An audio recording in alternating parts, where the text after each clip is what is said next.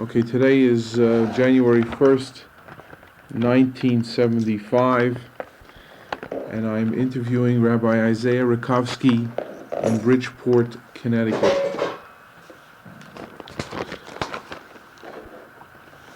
The first question that I wanted to ask you was where and when did you first encounter the Jewish survivors of the Holocaust? Were these people concentration camp victims or individuals who hid during the war? Well, I first encountered people in Paris, and I encountered both kinds. I encountered some people who lived in Paris during the war in hiding. Most of those had some relationship with non-Jews. For instance, one I remember in particular who was an artist by the name of Hebroni. He was a sculptor. He was originally from Israel. His wife was a painter, and she was able to hide him during the occupation because she did most of the work that had to be done outside, and he stayed hidden in a house. When was this? I came to Europe, let me see, just before the war ended, about 4 or 5 months before the war ended. Mm-hmm. And I was then stationed in the chief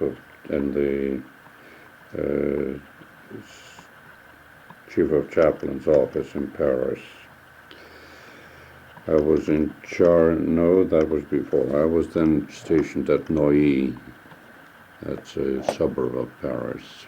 I was in charge of all the hospitals in the area, the military hospitals, general, and the station hospital in Neuilly. Mm-hmm. And I used to go out, as we all did from time to time, to meet the people of the community, to meet the people who came out. And we did what we could. But in Paris, there wasn't too much of a thing to do. What were the yeah, I'm sorry. Go ahead.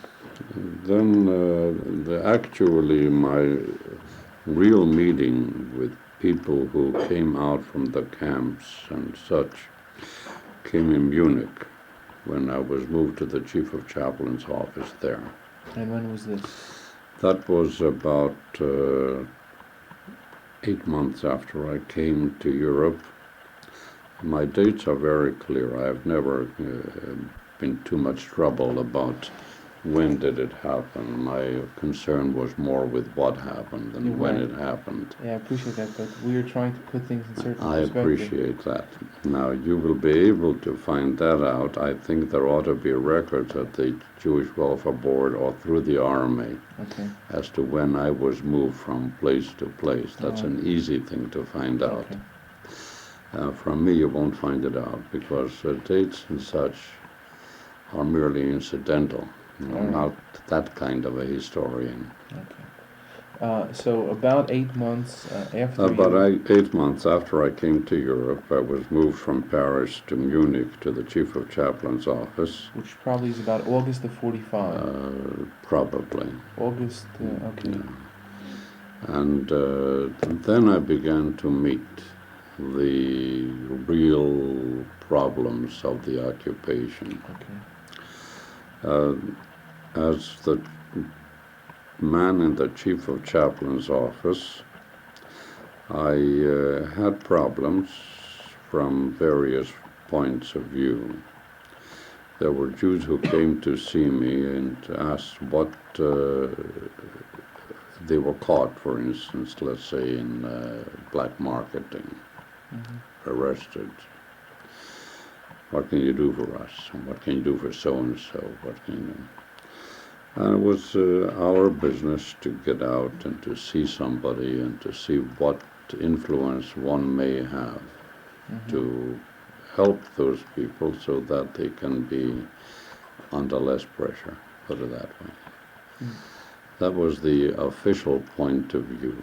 You were a chaplain, and it was interesting that the official army did not take any stand to say, don't do anything, don't interfere. They understood that the Jewish chaplain has a right and almost a duty to do something for the Jews who had been in concentration camps. Now, I'm trying to get my arrangements straight because I haven't thought of these things for a long time. They are matters of the past and so on. For a time, I was in Biarritz. Biarritz was a place where many of the people there suffered a great deal, but a great many of them remained in that place. They weren't sent to concentration camps. They were old-time French Jews. I remember one day I took a trip because I had a problem of a bris. A great number of children were born during the occupation, and there was no mohel there and no chazan, no rabbi, and none of the clay coders was present. And the question, these children grew up without being circumcised, without a bris. When I came there, a number of them came to me and wanted me to arrange for a bris for their children.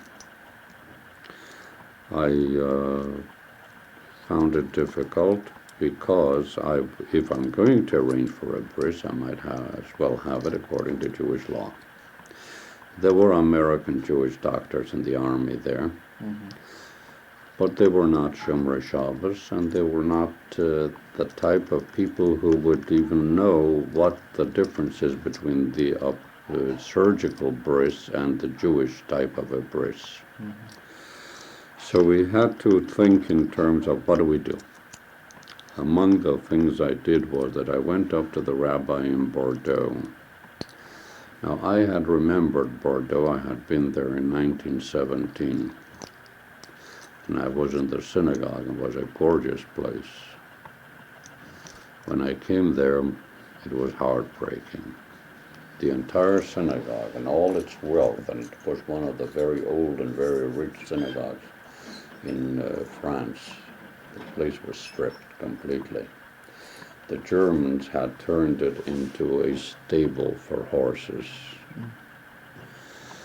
I went up to see the rabbi who lived upstairs in the synagogue. They had an apartment for him. There was a courtyard, and then on one side as you went up the stairs was an apartment for a rabbi, and on the other side was the synagogue proper. Underneath there were rooms which I think were used sometimes for gatherings or for Hebrew school, something of that sort.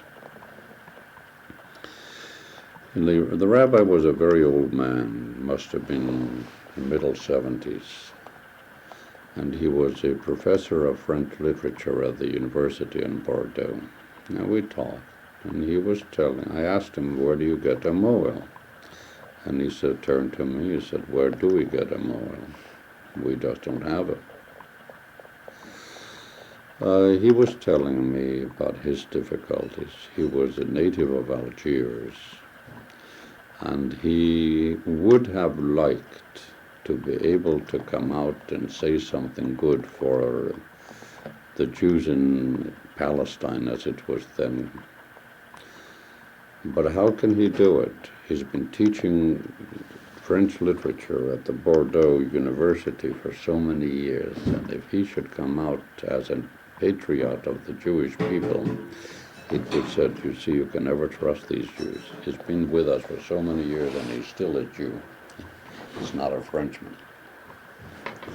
Characteristic. Yeah. I met one man over there in Biarritz by the name of Bloch.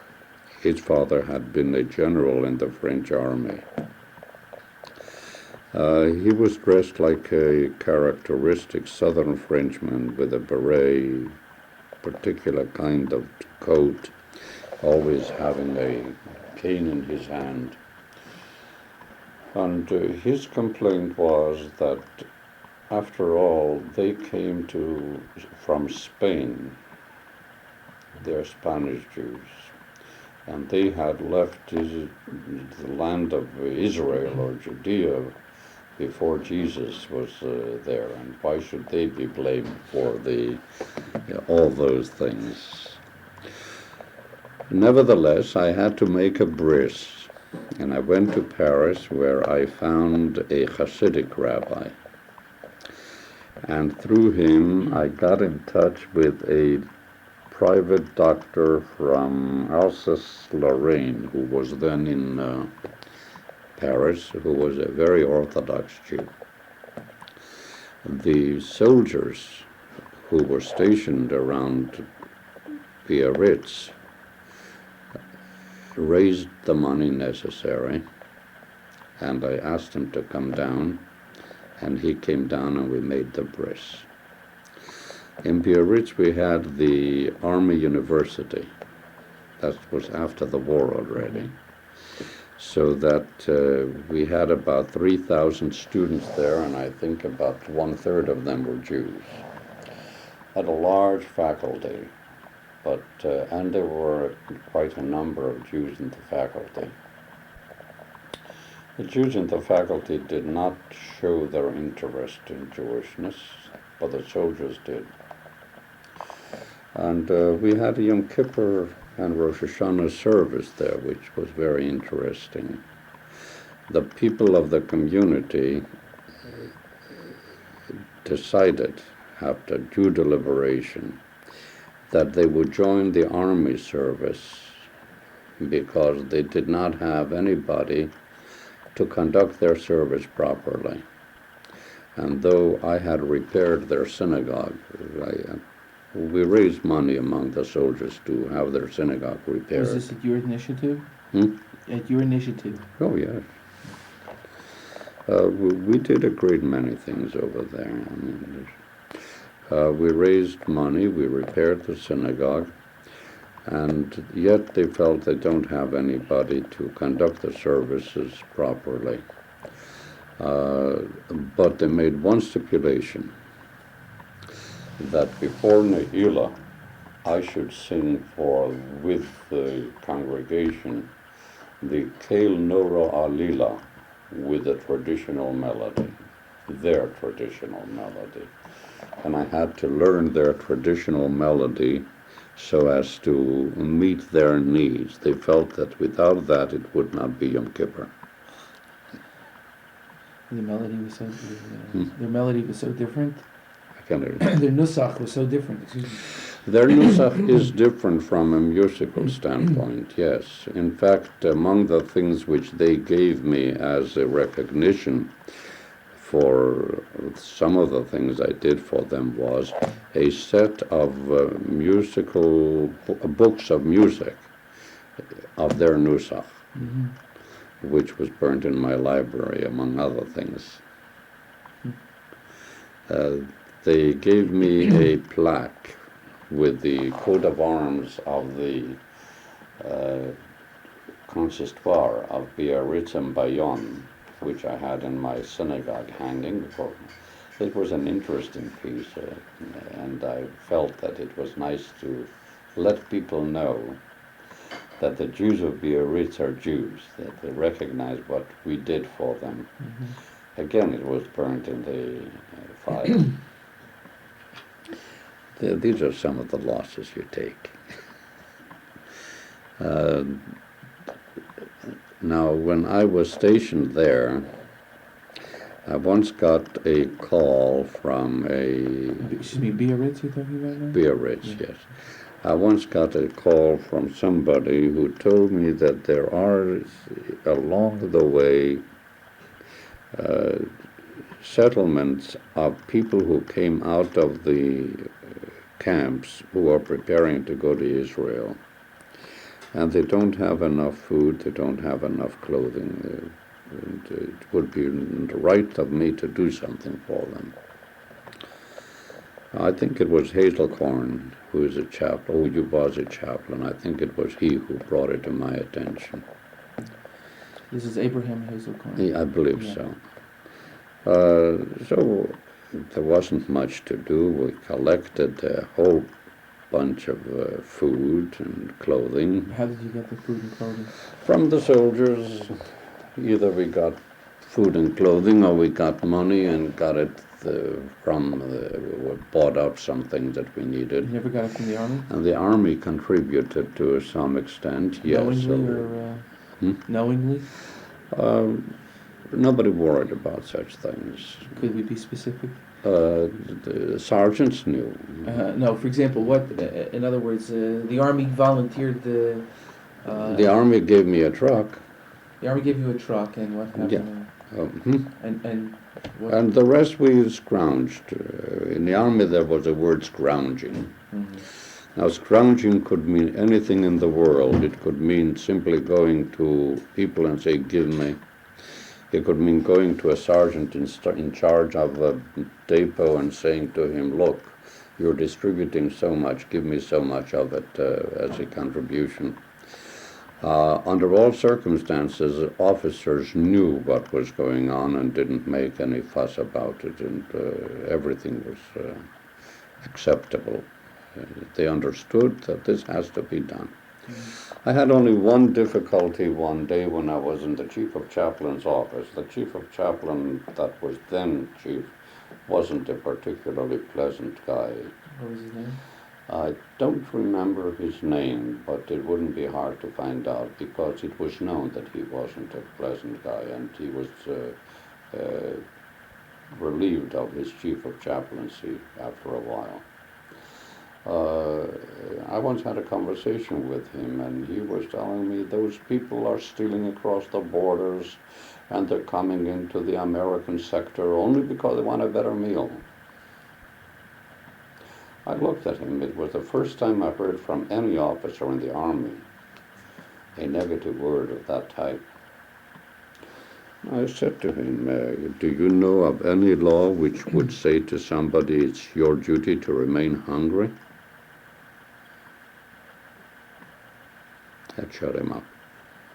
You expect that. But by and large, I think the American Army was one of the most wonderful collections of men with heart and understanding. No problems. You did such and such, and it was acceptable, that's all. In other words, getting back to this particular problem, how specifically, if you remember, did you get the material? As I said, in two ways. We went to individual soldiers and we asked, and then we asked not through channels, but outside of channels, we asked the people in charge of various depots to make contributions. Mm-hmm. And they took off from what they had and wrote it off as part of their loss and gave it to us. Mm-hmm. And then I got one of my men who were there. We got him orders, and I got orders. Don't forget, you don't move in the army just without any orders. You've got to have them. Mm-hmm. I got orders, and I got orders for him. And we drove out, and it took us a few days. We drove all through southern France, stopping off in places. Remember one place we came to, it was way after midnight. We found the people getting up already for the day. It must have been about 5, 6 o'clock in the morning. It was still dark. Mm-hmm. But they were getting up, and it was so cold, it broke my heart to see girls get up that early. Their hands were almost swollen with cold. And they were trying to get things done so that they would get out in the morning for Hachshara. And they were preparing the house. And when we brought the food in, they were amazed and so happy to receive what they were. These were the experiences which were not unusual. I mean, you just went along from day to day. You did what you had to. And you took it that this is part of life. That's all there is to it. You do. And one night we traveled in the same trip, and we came in. Excuse me, how many trucks did you have? How many trucks?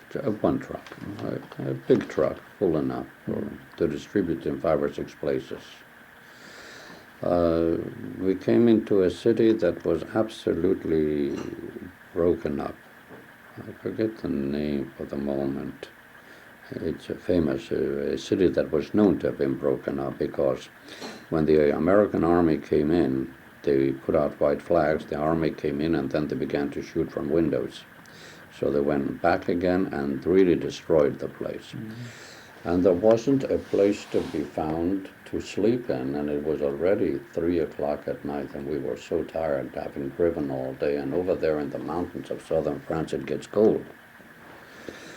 So we asked a policeman, and they weren't too friendly, but eventually he said, there's one building standing, and if you find that building, you'll know where the American army is.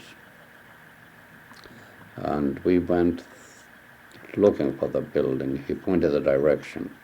Eventually we found it, and they made room for us to lie down for the few hours of the night that were left. We stayed there till morning and did whatever we wanted, and then we went on our way. And that was how you traveled in those days. It was a sort of the type of travel where you travel with the Roman roads. There were official places where you could stay, and that was it.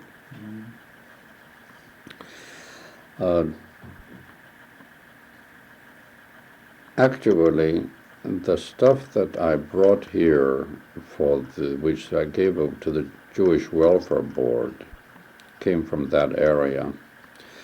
I don't recall exactly where. A certain man came to me from one of the communities in southern France, and he said that the Jews are leaving from there. So they have a number of things. If they leave it there, it'll go to waste and nobody will have anything. What can I do? I asked them to give it to me, and we'll take it along when I go to the United States. And that's what I brought. The remains of a community that had dissolved itself. It was the Sifritura and the crowns and the pointers, all the things that go with a well-established synagogue. I brought it here, and I had the problem, what do I do with it? I was then coming out of the army. It's an experience in itself. You don't have too much where to go to and what to do. So I called the Jewish Welfare Board and spoke to them about it and said they will take it from me if I will give it to them for exhibits in Jewish centers. And they used it for a long time, exhibiting in various centers and so on. While I was in Munich, and again, you will have to look for dates and days in official places. Okay. I got a call from Professor Koppel Pinson, who was working for the Joint Distribution Committee. He was in charge of, they called the DP camps in all of the area. It came to me that they need books. Those people came out of the camps and they were demanding books as much as they were demanding food. They were hungry for a written word. They needed Siturim, Asirim, Chumashim, all those things, but they also wanted something that they could read. And where would we get books for them? Was this in 1945 still? No, that was after the war. I'm talking now. Well, after the war, May of 45 was after the war. Yeah, well, around there. Okay. It must have been around 45 because I left, I believe it was in 46, I left Europe. So he brought me over to the Offenbach archives. The Offenbach archives were a most interesting, if depressing place. It was a great warehouse, probably more than a block long, and about half a block wide. And I walked in, and I saw stacks of books. They were probably around 5-6 feet wide and about 6-7 feet high. And you walked in the aisles as you do in a supermarket. And those were all stacked one on top of the other like bricks. Books. And you walked all through the length of the warehouse like that. Wherever you turned, there must have been 500,000 books at least. Some of the most precious books in existence then, rare books, and books of records and whatnot, of communities. And it said from these we have permission to select a number of books to distribute to the DP camps for libraries. And it's difficult to get people who will know what to distribute and who will be willing. People were more willing to do the kind of work that brought you in direct contact with people. And I can understand it. There's a greater warmth of response. Now, when you hand out 1,000 books, 1,000 people will be reading and saying it's wonderful, but you're not there to see it or to receive a thank you. So I said, I'll accept the job. And I worked there for about 3-4 months, selecting books for distribution to the various DP camps.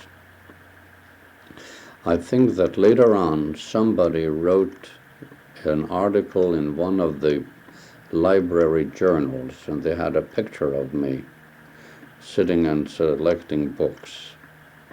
Now, where they got the picture and who the author of the article was, I don't know. Again, for the very same reason that I'm too busy to stop and think about thank yous and publicity. I have to do what I have to do. But I had it, and that too, I believe, was burnt up with all my material there. If you look in library journals, somewhere around in the late 60s, I think, you may, if they have indexes probably, you may find an article about me doing that work for the... I don't recommend... No, they wrote it up from the standpoint of the work that was done, but they mentioned the fact that I did it, and they had a picture of me in there. So I'm not saying it from the standpoint of my relationship to it. I'm saying it from the standpoint that you may get more information from there than you could get from me. As I said, I don't usually keep records of things that I do. Simply, I used to keep much less record than I do now. I've sort of gotten into a little bit of a habit of saying maybe that's worth remembering. But fundamentally, the history of an individual isn't as important as he may think it is, in my own opinion. So we have to minimize some of the things. Furthermore, it's a very great waste of time to write these things. Now, we selected 25,000 to somewhere around there, to books that we distributed in many languages. Now, during the time that I was there, as you will probably hear from Captain Pomeranza, they sent back the libraries to France, to Russia, to Holland, all over. They sent them back books that they had, train loads, boat loads, so you can understand how many books were there. Now, they had collected a tremendous number of synagogue appurtenances, and they were actually thrown around, and nobody put them in order until the United States Army came in. Because as far as they were concerned, it was only a matter that they will handle after they win the war. the German. It was one of the projects of Rosenberg, who wanted to justify his anti-Jewishness by using all the material about Jews that he brought together from all the libraries in Leningrad, in Paris, in Amsterdam, wherever he could lay his hands on. Of course, it was also probably a money proposition, because you had many very valuable books and things there that after the war would probably have gone at a tremendous price to anybody who had a sense of the antique. We filled up, I selected probably around 25, 30 large cases of community records from Russia and Poland, which were closed and addressed to the Jewish, to YIVO, Jüdische Wissenschaftler Institute in New York. Now, whether it ever reached YIVO or not, I don't know. I never heard from YIVO in this matter.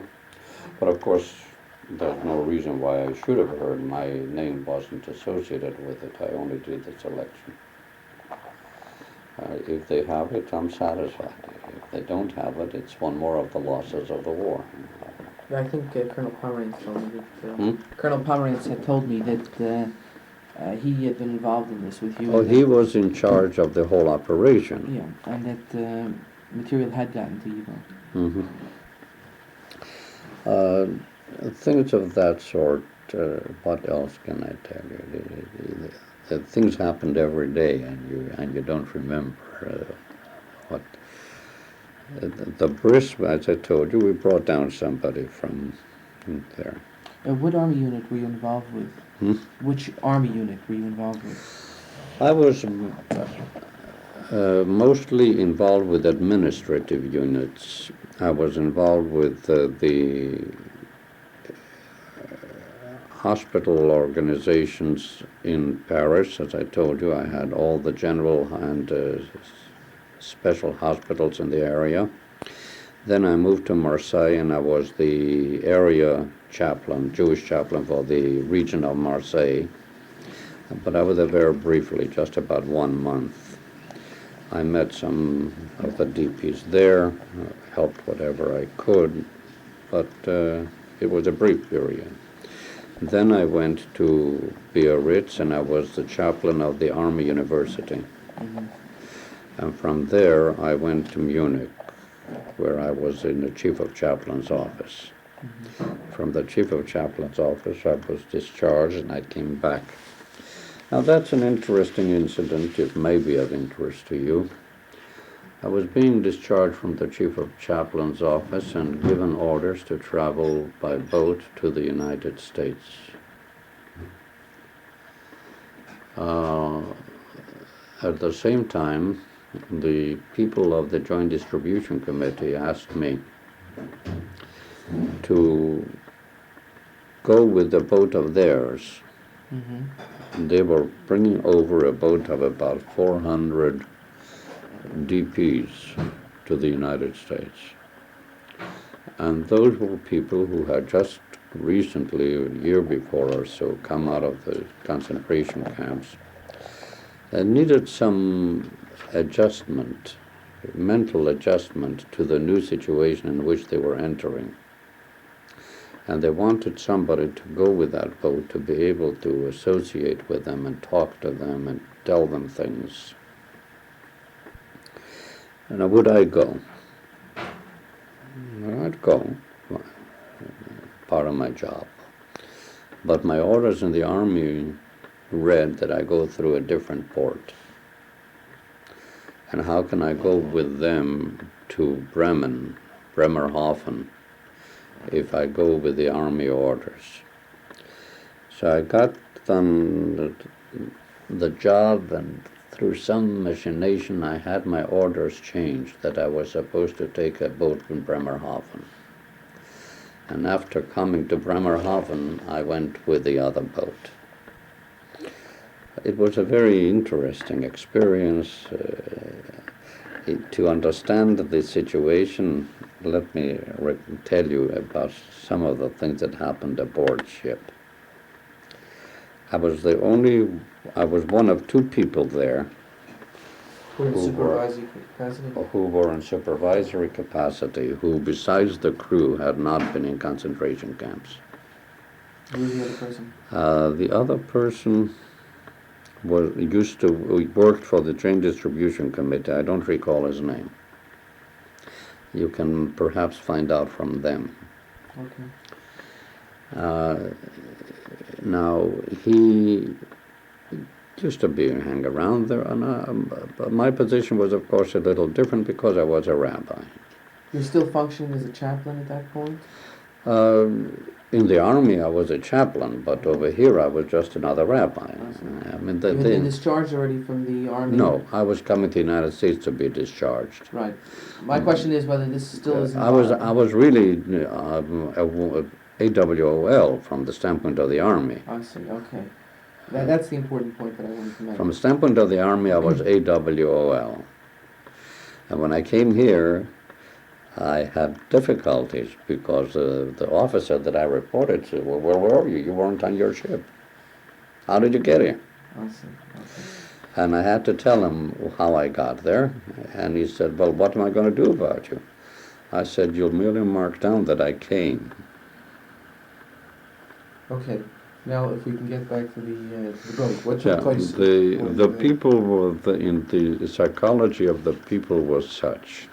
I used to walk around and talk to them. There was a tremendous sense of loneliness in them. It was amazing to see how much they held hands. If you saw three of them were holding each other's hands. If you saw 10 of them, they were holding hands. The sense of loneliness was so permeating them that without knowing it, they were holding hands. And when I used to talk to them, their answer was simply, but you don't really understand. You weren't with us. You didn't go through the mill. Then we came on a Friday evening. They made a Friday evening late service, and they asked me to speak. And I spoke to them. And I said to them something which I think had an effect.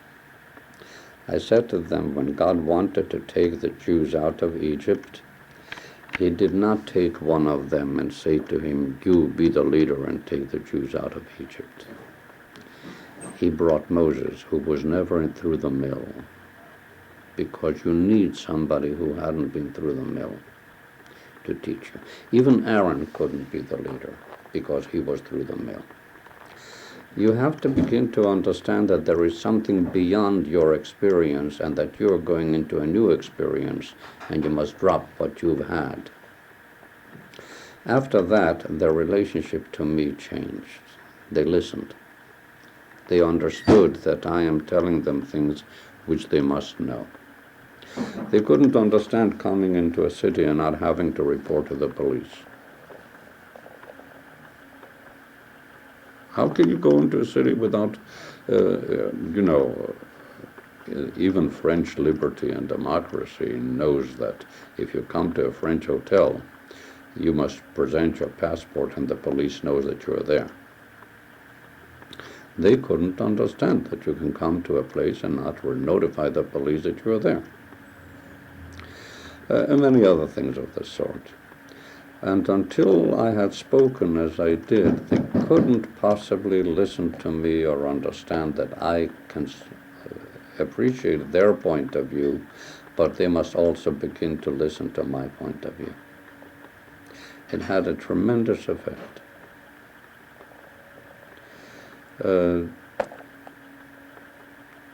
During the trip, there were also, besides the Jewish people, there must have been about 8 or 10 non-Jews who came with a boat.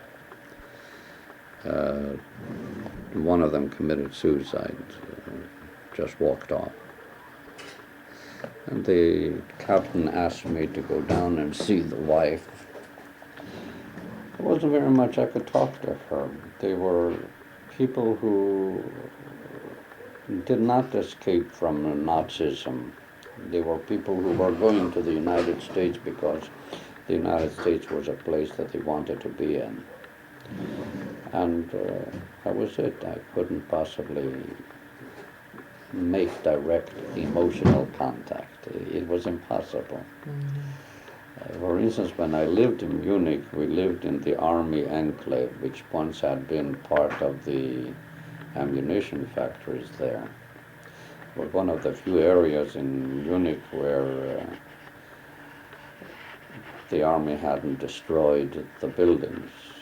When I came to Munich the first day, I decided after a day's work that I'll take a walk.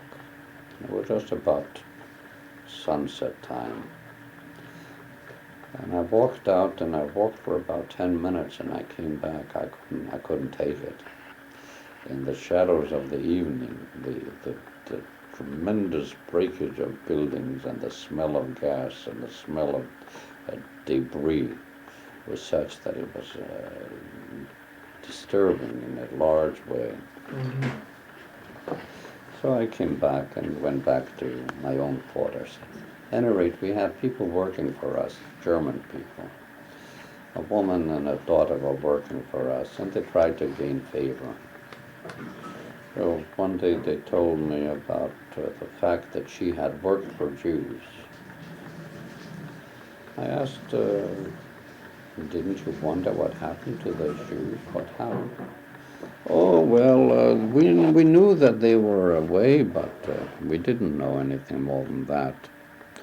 And I asked him, do you mean to tell me that you didn't know anything at all? Of course we didn't know. It was unbelievable. Then we talk about the fact that the American army said, well, the American army is made up of barbarians. Look what they did to the Goethe house. The Goethe house was a very important item to them. I asked them, look what you did to Rotterdam. Oh, that was just in the city. That wasn't the Goethe house. And with that kind of psychology, you couldn't well associate.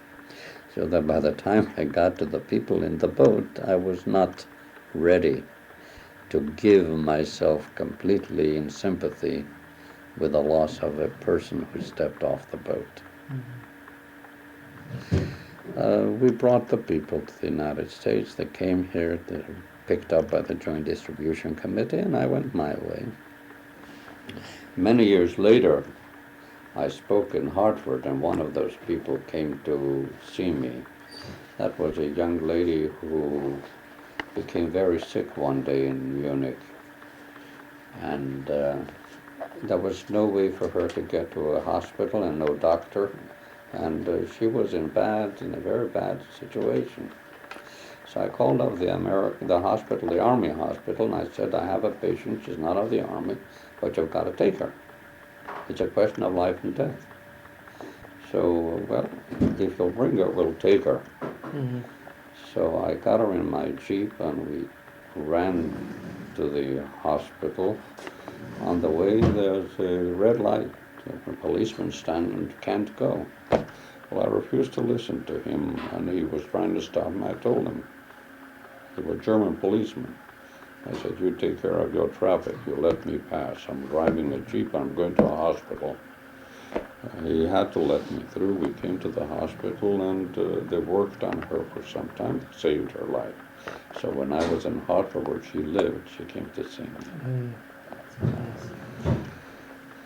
Were there any other experiences that you had during the ship voyage? Would you remember when this was? This must... that was probably... When did I come back, darling? 46